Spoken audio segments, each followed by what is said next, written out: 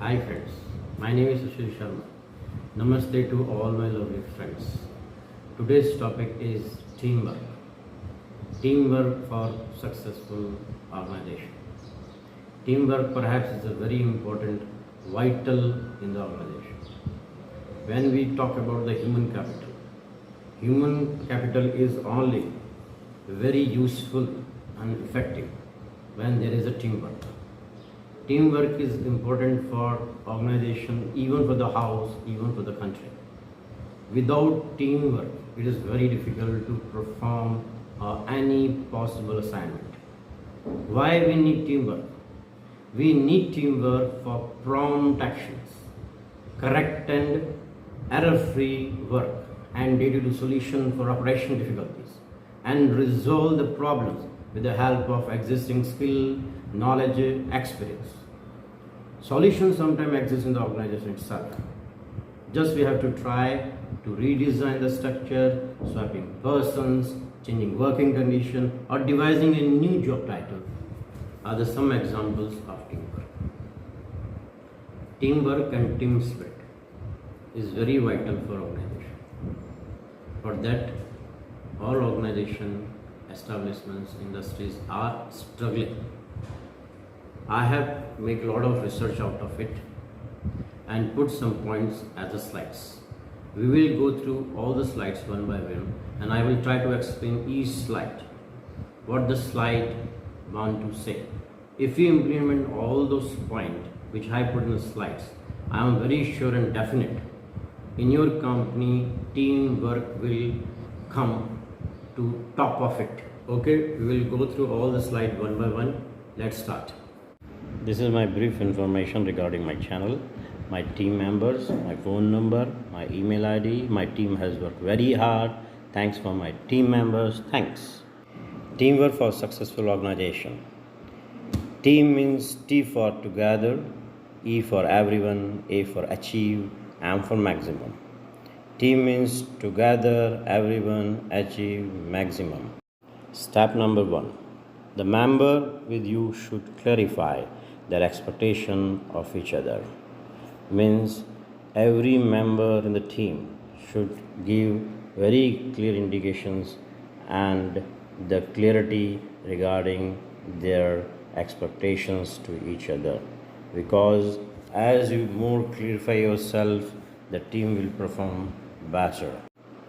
इसका मतलब ये है कि जितने भी मेंबर्स हैं टीम के अंदर जो काम करते हैं, उनको एक दूसरे के सभी जो भी उनके दिमाग में है कि भाई हमको इस तरह का काम होना चाहिए, हमें इस तरह के रिवॉर्ड्स मिलने चाहिए, इस तरह के बेनिफिट्स मिलने चाहिए, वो सारा कुछ एक दूसरे को और पूरी टीम को पता होना चाहिए, जिससे कि टीम को एक दूसरे के बारे में अच्छे से जानकारी हो परफॉर्म करने के लिए.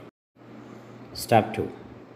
Bring out the best in each individual by noting what he or she is good at.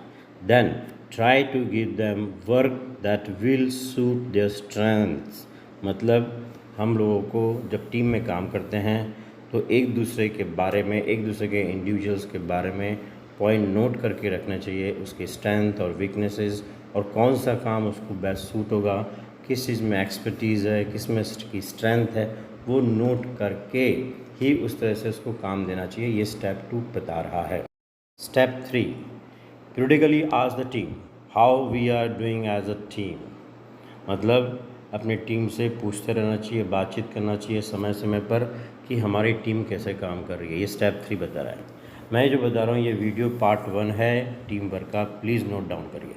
और ये पूरा का पूरा आप जब मेरे वीडियोस देखेंगे तो आपको एक नया दिशा और समझ बढ़ेगी कि टीम वर्क कैसे काम करती है. ये पॉइंट्स को हमेशा के लिए याद रखिएगा, रिमेंबर रखिएगा, और बहुत भाइयों बहुत ही सीरियसली लेना प्लीज़. ये बहुत सीरियस चीज़ें हैं. टीम वर्क तभी आप इम्प्रूव कर सकेंगे. Friends, step number 4. Set goals together, make budgets together.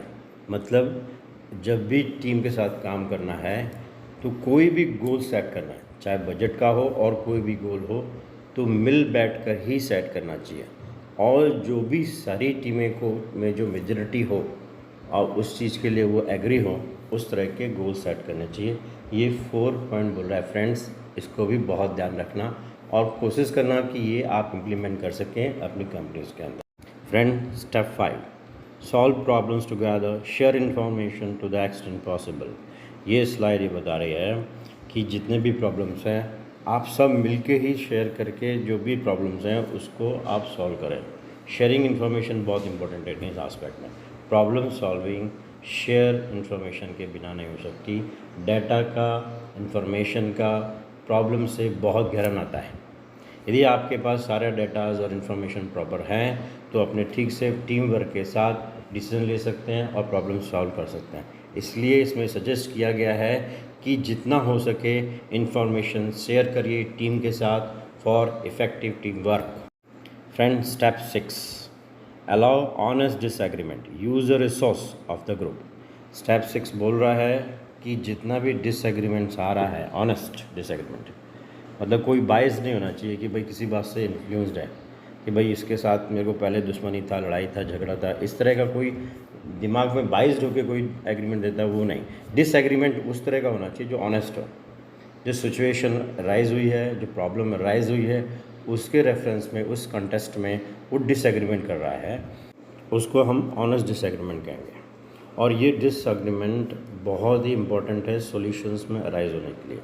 और उसने बोला रिसोर्सेज मतलब जिसके पास जिस तरह की नॉलेज है, जिस तरह की एक्सपर्टीज़ है, जिस तरह का एक्सपीरियंस है, जिस तरह का क्वालिफिकेशन है, जिस तरह का एक्सपोजर है, उसका सब रिसोर्सेज को यूज़ करके ऑनेस्टली प्रॉब्लम को सॉल्व करेंगे। Definitely team work will be very effective. And step 7, remember that you are dealing with several different people in a team, not a series of behavioral proportions.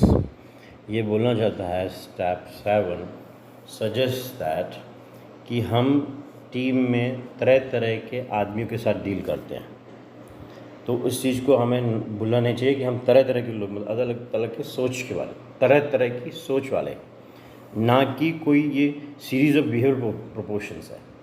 उसको misconception को निकाला ना कि कोई कानून, कोई लॉ, ऐसा कुछ नहीं है इसके अंदर। इसके अंदर सिंपल टीम वर्क है जिसमें डिफरेंट तरह के पीपल हैं, डिफरेंट तरह की स्किल है, डिफरेंट तरह की कंपेटेंस सेट्स हैं, डिफरेंट एक्सपोजर्स हैं, डिफरेंट एक्सपीरियंस हैं।